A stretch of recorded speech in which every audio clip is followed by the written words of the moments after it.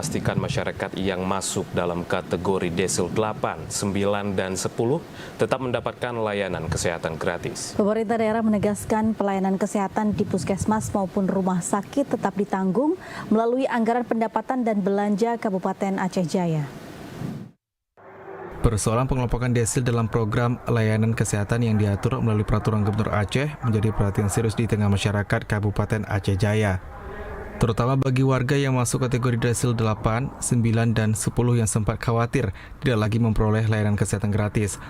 Sejak diberlakukannya aturan tersebut terkait layanan kesehatan berbasis data terpadu sosial ekonomi nasional atau DTSEN, banyak masyarakat mulai mempertanyakan status kepesertaan mereka.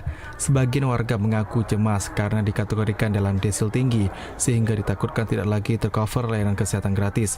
Menanggapi hal tersebut, Sekretaris Daerah Aceh Jaya, Masri, menegaskan seluruh masyarakat tetap akan mendapatkan layanan kesehatan gratis, termasuk masyarakat yang berada pada desil 8, 9, dan 10.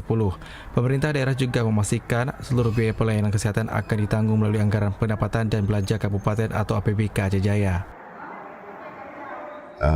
Pemerintah Kabupaten Aceh Jaya memberikan kepastian hukum dan jaminan pelayanan seluruh warga yang masuk kategori desil 8, 9, dan 10 berhak mendapatkan layanan kesehatan gratis di seluruh puskesmas dan RSUD Teguh Umar.